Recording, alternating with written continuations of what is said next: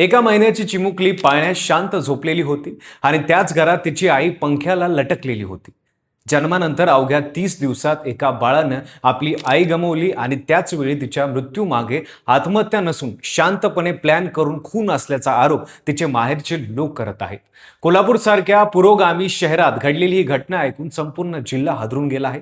लग्नानंतर अवघ्या एका वर्षात एका तरुण आईचा अंत का झाला, तिच्या गळ्यावरच्या जखमा नेमकं काय सांगत होत्या आणि बारशाची तयारी सुरू असतानाच हे घर असं का उद्ध्वस्त झालं, हे जाणून घेण्याआधी संपूर्ण प्रकरण नेमकं कसं घडलं हे सविस्तर पाहूया व्हिडिओच्या माध्यमातून. नमस्कार, मी पंकज आणि तुम्ही पाहताय कसं काय. कोल्हापूर जिल्ह्यातल्या आजरा तालुक्यातल्या लाडगाव या छोट्याशा गावात अस्मिता सरदेसाई लहानची मोठी झाली. शिक्षणासाठी ती काही काळ गोव्यातही राहिली आणि तिथूनच तिने आपलं शिक्षण पूर्ण केलं. शिक्षण पूर्ण झाल्यानंतर कुटुंबियांनी वर्षभरापूर्वी तिचं लग्न कोल्हापूरच्या राजारामपुरी परिसरातल्या काटकर कुटुंबातल्या प्रतीक काटकर याच्यासोबत मोठ्या हौसेनं लावून दिलं. लग्न ठरताना दोन्ही घरं आनंदात होती. यापुढे काही महिन्यातच अस्मिता गरोदर राहिली. तेव्हा तर घरातला उत्सव अजूनच वाढला. दोन्ही कुटुंबांनी तिच्या डोळे जेवणाच्या कार्यक्रमावर मोठ्या थाटामाटात साजरा केला. जून महिन्याच्या दुसऱ्या आठवड्यात अस्मिताने एका गोंडस मुलीला जन्म दिला आणि घरात जणू आनंदाला उधाण आलं. 15 ऑगस्टला मुलीचं बारसं थाटामाटात करायचं असं ठरलं होतं. नातेवाईकांना निमंत्रण देण्याची तयारी सुरू झाली होती. शेजारी पाजारी आणि नातेवाईकांमध्ये याच बारशाची चर्चा रंगली होती. कुणी बाळासाठी कपडे घेत होतं तर कुणी पाळण्याची सजावट कशी करायची याचा विचार करत होतं. पण या आनंदाच्या क्षणाच्या मागे काहीतरी वेगळंच, अत्यंत भयानक असं सुरू होतं, असा दावा आता अस्मिताचे माहेरचे करत आहे. 12 जुलैचा तो दिवस काटकर कुटुंबासाठी अगदी नेहमीसारखा सुरू झाला होता. दुपारी प्रतीक आपल्या आई वडिलांसोबत बारशासाठी हॉल बघायला शहरात गेला होता. त्यावेळी फक्त घरात अस्मिता आणि तिची महिनाभराची मुलगी या दोघीच होत्या. दुपारी 4च्या सुमारास प्रतीक घरी परतला आणि नेहमीप्रमाणे त्याने दाराची बेल वाजवली, पण आतून कोणताच प्रतिसाद आला नाही. सुरुवातीला अस्मिता बाळाला घेऊन झोपली असेल असं वाटून त्याने काही वेळ शांतपणे वाट पाहिली, पण बराच वेळ उलटूनही दार उघडलं नाही. तेव्हा त्याने अस्मिताला मोबाईलवर फोन लावला. पलीकडून फोन उचलला गेला नाही आणि तेव्हाच त्याच्या मनात शंकेची पाल चुकचुकली. घाबरलेल्या प्रतीकने आई वडिलांच्या मदतीने दरवाजा जोरजोरात ढकलून तोडला आणि आत धाव घेतली. हॉलमध्ये कुणीच नव्हतं. घरात एक विचित्र शांतता पसरली होती. बेडरूमचं दार उघडताच मात्र त्याला जो धक्का बसला तो आयुष्यभर विसरता येणार नव्हता. पलंगावर त्याची चिमुकली मुलगी अगदी शांतपणे झोपलेली होती आणि तिच्या शेजारी छताच्या पंख्याला ओढणीने गळपास घेतलेला अस्मिताचा मृत्यूदेह लटकलेला होता. काही क्षण तर प्रतीकला काही करावं हेच सुचेना, पण भानावर येताच त्याने मोठ्याने आरडाओरडा केला आणि शेजारी धावून आले. क्षणाचाही विलंब न करता कुटुंबियांनी तिला खाली उतरवलं आणि थेट CPR रुग्णालय गाठलं. रस्त्यात प्रत्येक क्षण जीवावर बेतला होता, पण दुर्दैवानं डॉक्टरांनी तपासणी करताच तिला आधीच मृत्यू घोषित केला. घरातून रुग्णालयात नेताना अस्मिता बेशुद्धपणे असल्याचं सासऱ्याच्या मंडळांनी डॉक्टरांना सांगितलं होतं, मात्र प्रत्यक्षात तिचा मृत्यू आधीच झालेला होता. ही बाब समोर येताच उपस्थित सर्वांनाच धक्का बसला. या घटनेची माहिती लाड गावात राहणाऱ्या अस्मिताच्या आई वडिलांना तातडीने कळवण्यात आली. मुलगी झाल्यापासून जिच्या घरात सतत आनंदाचं वातावरण होतं, तिच्याच अचानक झालेल्या मृत्यूची बातमी ऐकून त्यांना यावर विश्वासच बसेना. काळजावर दगड ठेवत ते तातडीने कोल्हापूरच्या दिशेने रवाना झाले. घटनेची माहिती मिळताच पोलिसांनाही रुग्णालय गाठलं आणि प्राथमिक चौकशीत अस्मिताने गळफास घेऊन आत्महत्या केल्याची नोंद करण्यात आली.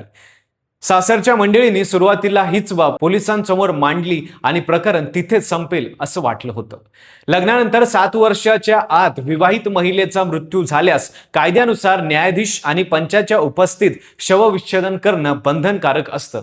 त्यानुसार 13 जुलैच्या सकाळी शेंडा पार्क परिसरातल्या शवविच्छेदन केंद्रात ही प्रक्रिया पार पाडली गेली आणि त्या दिवशी संध्याकाळी 4 वाजता अस्मितावर अंत्यसंस्कार करण्यात आला. महिन्याभरापूर्वीच मुलीला जन्म दिलेली, घरात आनंदाचं वातावरण असलेली अस्मिता असं टोकाचं पाऊल का उचलेल असा प्रश्न उपस्थितांना सतावत होता. पण अंत्यसंस्कारापूर्वीच अस्मिताच्या माहेरच्यांनी काटकर कुटुंबियावर गंभीर आरोप करायला सुरुवात केली होती आणि इथूनच या प्रकरणाला वेगळंच आणि गंभीर वळण मिळालं. सोमवारी अस्मिताची आई संगीता सरदेसाई, वडील अजित सरदेसाई आणि भाऊ राजारामपुरी पोलीस ठाण्यात पोहोचले आणि त्यांनी प्रतीक काटकर, त्यांचे वडील वीरेंद्र काटकर आणि मनीषा काटकर आणि बहीण ऋतुजा काटकर या चौघांविरोधात हुंडाबळीची आणि छळाची तक्रार नोंद केली. अस्मिताचा मृत्यू हे आत्महत्या नसून तो प्लॅन करून केलेला खून आहे असा थेट आरोप तिच्या आई वडिलांनी केला। अस्मिताच्या गळ्याभोवती वेगवेगळ्या जखमांच्या खुणा असल्याचं आणि पुढील तपासासाठी पोलिसांनी विसेरा राखीव ठेवण्याचं वृत्तांमधून समोर आलं आहे। त्यामुळे आत्महत्येचा बनाव करून प्रत्यक्षात हत्या करण्यात आल्याची शक्यता आता तपासात गांभीर्याने पडताळली जात आहे। अस्मिताच्या आईने माध्यमांशी बोलताना अत्यंत गंभीर आरोप केले। माझी मुलगी असं टोकाचं पाऊल कधीच उचलू शकत नाही। तिला तिच्या नवऱ्याने, सासू सासऱ्यांनी आणि नंदेने मिळून संपवलं असा स्पष्ट आरोप त्यांनी केला।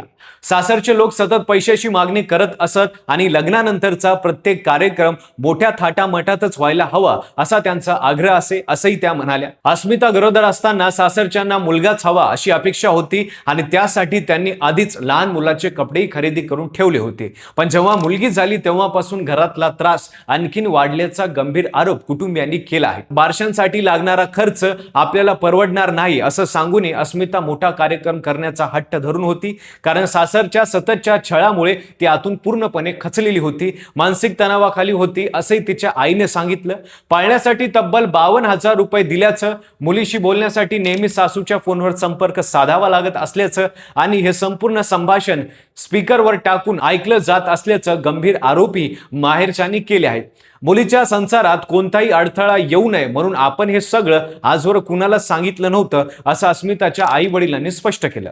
अस्मिताचे वडील अजित सरदेसाई यांनीही आपली बाजू मांडताना सांगितलं की लग्नाच्या अवघ्या 3ऱ्या महिन्यापासूनच काटकर कुटुंबीय अस्मिताचा छळ करू लागले होते। मुलीला पुढे त्रास होऊ नये म्हणून आपण 2-3 वेळा जाऊन सासरच्यांची माफी मागितली।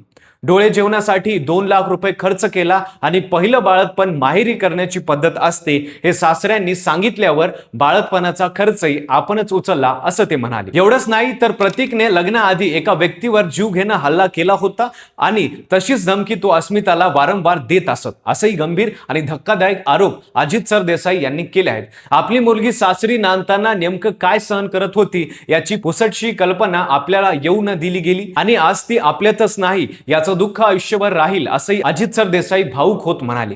अस्मिताच्या माहेरच्यांनी दिलेल्या तक्रारीवरून राजारामपुरी पोलिसांनी प्रतीक काटकर, वीरेंद्र काटकर, मनीषा काटकर आणि ऋतुजा काटकर या चौघांनाही ताब्यात घेतलं आहे। लवकरच या चौघांना न्यायालयासमोर हजर करून पुढील चौकशीसाठी पोलीस कोठडीत पाठवण्याची प्रक्रिया पार पाडणार असल्याचं सांगण्यात येत आहे। दुसरीकडे काटकर यांनीही मात्र सुरुवातीपासूनच हे प्रकरण आत्महत्येचं असल्याचं म्हटलं असून सुनेवर कोणताही अन्याय केला नसल्याचं ते सांगत आहेत। त्यामुळे दोन्ही बाजूचे दावे परस्पर विरोधी असून सत्य नेमकं काय आहे हे पोलिसांच्या तपासातूनच स्पष्ट होणार आहे। या संपूर्ण प्रकरणात पोलिसांसाठी सर्वात महत्त्वाचा पुरावा ठरणार आहे तो म्हणजे विसेरा अहवाल। गळफास घेतल्यानंतर तयार होणाऱ्या खुणा आणि आधी गळा आवळून नंतर गळफास बांधल्यानंतर तयार होणाऱ्या खुणा यांच्यात फॉरेन्सिक तज्ञांना स्पष्ट फरक दिसू शकतो आणि नेमकं हेच या तपासाची दिशा ठरवणार आहे। शिवाय अस्मिताचा मोबाईल फोन, तिचे व्हॉट्सअप संदेश आणि माहेरांशी झालेले शेवटचे बोलणं हे देखील तपासणं यंत्रणांसाठी महत्त्वाचे दुवे ठरू शकतात। स्थानिक नागरिकांमध्ये या घटनेची जोरदार चर्चा सुरू असून काहींनी हुंडाबळीच्या वाढत्या घटनांबद्दल तर काहींनी मुलगा हवा या मानसिकतेबद्दल तीव्र संताप व्यक्त केला आहे। पोलिसांचा तपास अजूनही सुरू असून अस्मिताच्या मृत्यूमागे नेमकं सत्य काय आहे, हा मृत्यू खरोखरच आत्महत्या होता की पूर्वनियोजित हत्या होती हे विसेरा अहवाल आणि पुढील सखोल तपासातूनच स्पष्ट होणार आहे। तोपर्यंत काटकर कुटुंबीय आणि अस्मिताचे माहेरचे यांच्यातला हा वाद आणि एकमेकांवरचे आरोप प्रत्यारोप असेच सुरू राहणार आहेत। या प्रकरणाने पुन्हा एकदा अधोरेखित केलं आहे की शिकलेल्या आणि आर्थिकदृष्ट्या सक्षम कुटुंबातही मुलगी झाल्यावर होणारा त्रास, कुटुंबाची अपेक्षा आणि सततचा मानसिक छळ आजही समाजात आहे। ज्यानंतर अवघ्या महिन्याभरातच आईचं छत्र हरवलेली ती चिमुकली आता कुणाच्या तरी कुशीत मोठी होईल, पण तिच्या आईच्या मृत्यूमागचं सिक्रेट समजायला अजून बराच काळ लागू शकतो। संपूर्ण कोल्हापुरात या घटनेबद्दल हळहळ व्यक्त होत असून एका महिलेच्या बाळाला आई विना वाढवावं लागणार या विचारानंच अनेकांचे डोळे पाणावले आहेत। हुंड्यासाठी मुलगा हवा या हट्टासाठी आजही एखाद्या घरातल्या सुनेचा जीव जातो का आणि तो जीव गेल्यावरही न्याय मिळण्यासाठी तिच्या माहेरच्यांना असं झगडावं लागतं का, हा प्रश्न निमित्ताने पुन्हा एकदा संपूर्ण समाजासमोर उभा राहिला आहे। कायद्याच्या चौकटीत हे प्रकरण कसं उलगडतं आणि अस्मिताला खरोखर न्याय मिळतो का हे येणारा काळ सांगेल, पण तोपर्यंत तिच्या चिमुकलीच्या निष्पाप डोळ्यातले प्रश्न मात्र अनउत्तरित राहणार आहेत। तुम्हाला काय वाटतं, अस्मिताच्या मृत्यू मागे खरंच हत्या आहे की हे प्रकरण अजून वेगळ्याच वळणावर जाणार आहे? तुमचं मत आम्हाला कमेंट मध्ये नक्की सांगा. व्हिडिओ आवडला असेल तर लाईक करा, चॅनलवर नवीन असताल तर चॅनल सबस्क्राईब करायला विसरू नका आणि पाहत राहा फक्त कसं काय.